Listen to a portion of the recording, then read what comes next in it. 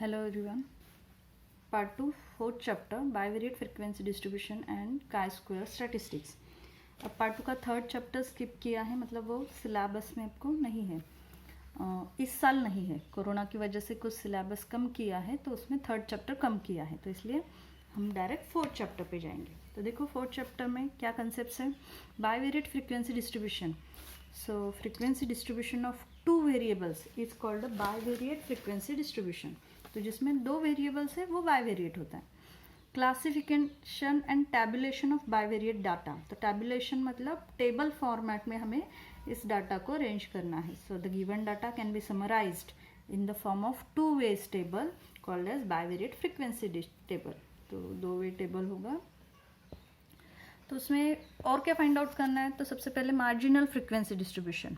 तो इसमें क्या दिया है, the frequency distribution of the values of variable x together with their frequency totals F x is called marginal frequency distribution of x. तो हमें क्या करना है, तो ये फ्रीक्वेंसी डिस्ट्रीब्यूशन एक्स उसके टोटल के साथ दी जाएगी, तो वो मार्जिनल फ्रीक्वेंसी डिस्ट्रीब्यूशन है। तो वो एक्स भी हो सकता है या फिर वाई भी हो सकता है। और सेकेंड पार्ट है कंडीशनल फ्रीक्वेंसी डिस्ट्रीब्यूशन। तो frequency distribution of one variable when the value of the other variable is given is called the conditional frequency distribution.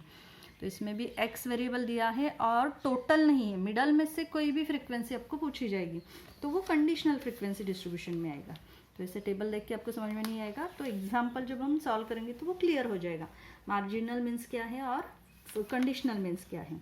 ठीक है, तो देखो एग्जाम्पल, सबसे पहला हम सेकेंड एग्जाम्पल देखते हैं। ठीक है, फर्स्ट एग्जाम्पल हम बाद में देखेंगे। तो सेकेंड क्वेश्चन में क्या दिया है, देखो two dice are thrown simultaneously 25 times. तो यहाँ पे एन क्या दिया है, 25 दिया है। The following pairs of observations are obtain. तो ये पेयर्स ऑफ ऑब्जर्वेशन दिए हैं, तो हमें prepare bivariate frequency distribution table. तो टेबल प्रिपेयर करना है और क्या फाइंड आउट करना है, ऑब्टेन द मार्जिनल डिस्ट्रीब्यूशन। तो टेबल भी प्रिपेयर करना है और मार्जिनल डिस्ट्रीब्यूशन भी फाइंड आउट करना है।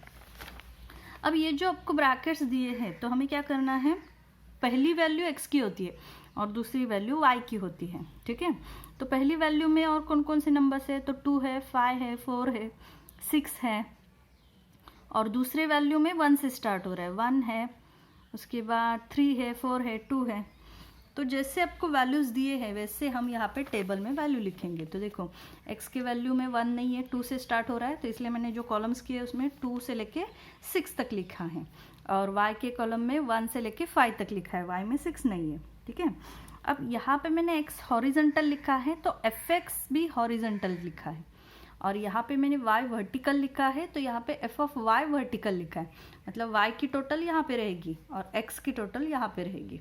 ठीक है, अब इस बॉक्स में क्या करना है, तो जो आपको ब्रैकेट्स दिए हैं वैसे टैली मार्क करते जाना है और फिर आपको उसका आंसर लिखना है। तो देखो, तो जब आपको सामने क्वेश्चन होगा तो मोस्टली क्या करो, इस क्वेश्चन पे पेंसिल से मार्क करते जाओ ताकि कोई ब्रैकेट रिपीट ना हो। तो यहाँ पे हम एक एक ब्रैकेट लिखते जाएंगे। तो क्या करना है, टैली मार्क करना है। तो ये आपके सामने क्वेश्चन रखो, मैं साइड में रखूँगी, आपको सिर्फ टेबल दिखेगा। ठीक है, तो मैं रीड करूँगी ब्रैकेट्स और टैली मार्क करते जाएंगे। तो देखो पहला ब्रैकेट है 2 3, x की वैल्यू 2 और y की वैल्यू 3। तो x की वैल्यू यहाँ पे हॉरिजेंटल है, y की वैल्यू वर्टिकल है, तो 2 का कॉलम 3 का रो। तो यहाँ पे आपका टैली मार्क आएगा। टैली मार्क मतलब पता है ना, 4 लाइन्स 5th लाइन क्रॉस होगी। नेक्स्ट ब्रैकेट है 2 5, तो 2 5 में आएगा। नेक्स्ट ब्रैकेट है 5 5, तो 5 5 में आएगा टैली मार्क। नेक्स्ट है 4 5, 4 5 में आएगा टैली मार्क। 6 4, 6 4, 3 2, 3 2, 5 2, 5 2, 4 1, 4 1, 2 5, 2 5, 6 1, 6 1, 3 1, 3 1, 3 3, 3 3, 4 3, 4 3, 4 5, 4 5, 2 5, 2 5, 3 4, 3 4 2 5 2 5 3 4 3 4 2 5 2 5। अब यहाँ पे देखो 4 हो गया ऑलरेडी, तो फिफ्थ जो है क्रॉस आएगा, ठीक है। 4 3 4 3 5 2 5 2 4 5 4 5। पहला नंबर यहाँ पे देख रही हूँ मैं, दूसरा नंबर यहाँ पे देख रही हूँ, ठीक है। 4 3 तो 4 3 2 3 2 3 और 4 1 4 1, ठीक है। तो जो ब्रैकेट्स थे उतने मैंने यहाँ पे टैली मार्क्स किए।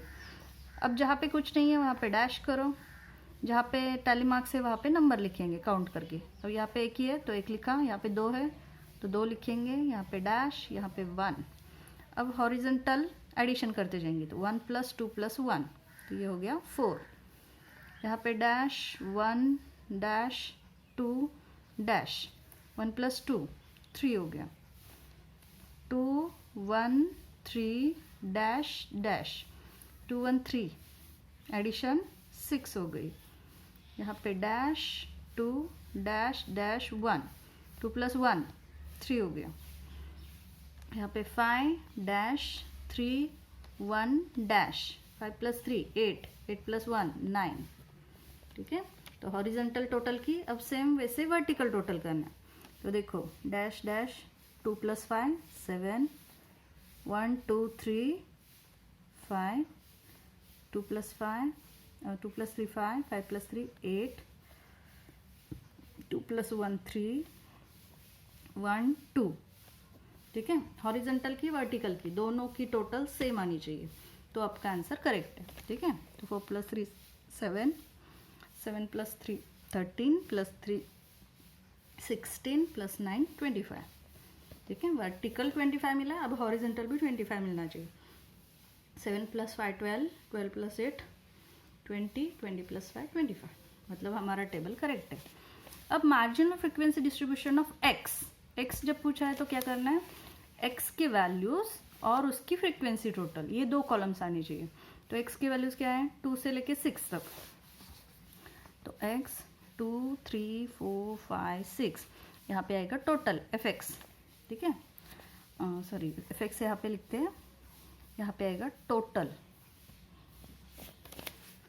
अब एफ एक्स की वैल्यूज यहाँ पे है, तो ये टोटल जो है वो यहाँ पे कॉलम आएगा। सो 7 5 8 3 2 25, है समझ में। तो ये हो गया मार्जिनल फ्रीक्वेंसी डिस्ट्रीब्यूशन। अब similarly marginal frequency distribution of Y, तो वाई की वैल्यू 1 से लेके 5 तक, तो वाई 1 2 3 4 5 टोटल।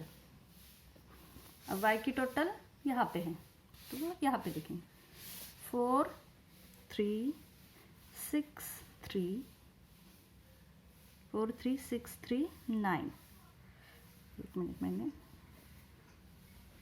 4 3 6 3 9 total 25, okay. बहुत इजी है, टेबल फॉर्मेट करो और उसका मार्जिनल और frequency distribution X and Y find out करो। अब ऐसे ही क्वेश्चन नंबर 3 भी है, लेकिन इसमें आपको टेबल दिया।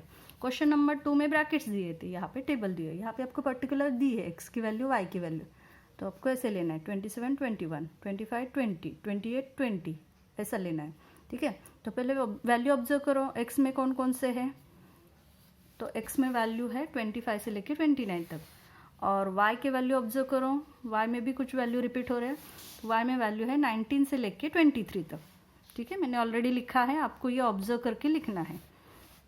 अब 1 बाय 1 जो है टैली मार्क करते जाएंगे, जैसे अभी हमने लास्ट एग्जाम्पल में किया। तो देखो एग्जाम्पल आपके सामने रखो ताकि आपको इजीली समझ में आएगा। पहला जो x है यहाँ पे देखना है, y यहाँ पे देखना है, तो 27 21 27 21 25 20 25 20 28 20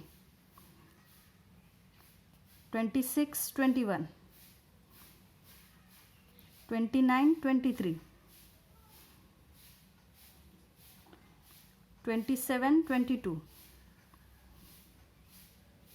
28 20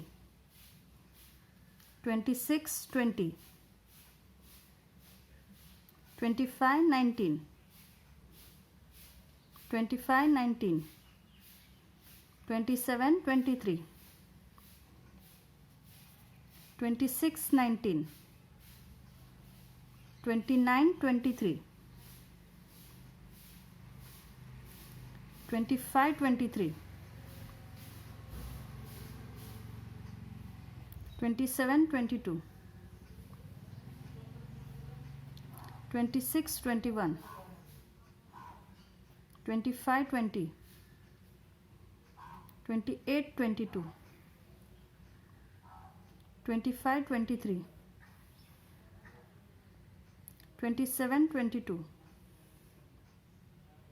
26 21। ठीक है, तो ये टेली मार्क हो गया।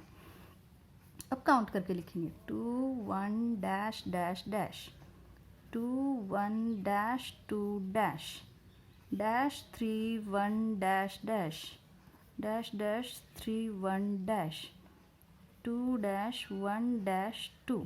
ठीक है, अब हॉरिजेंटल एडिशन करेंगे। 2 + 1 3, 2 + 1 + 2 5, 3 + 1 4, 3 + 1 4 5। ठीक है, अब वर्टिकल 6 4 4 सॉरी 5, सॉरी यहाँ पे भी 5 है, 3 2, 8 8 16, 16 + 5 21। यहाँ पे देखो 10 16, 16 + 3 19, 20 21। ठीक है, तो आंसर हमें यहाँ पे टोटल 21 मिला। अब marginal frequency distribution of x कैसे लिखना है, वाई कैसे लिखना है, दोनों मैंने बताया। अब थर्ड सिर्फ बता दूँ, conditional frequency distribution of x when y = 23। ठीक है, तो हमें यहाँ पे क्या पूछा है, age of wife is 23 years. तो y की वैल्यू जो है वो एज ऑफ y हमने कंसिडर किया है, तो y = 23, ये वैल्यू हमें फाइंड आउट करना है। तो y = 23, ये y का कॉलम है, तो y = 23 मतलब ये रो आपको लिखना है। ठीक है, तो ये रो लिखना है, तो उससे पहले आपको y के ये वैल्यूज़, सॉरी ये x के वैल्यूज़ है, तो आपको y के वैल्यूज़ लिखना है। ठीक है, तो y = 23,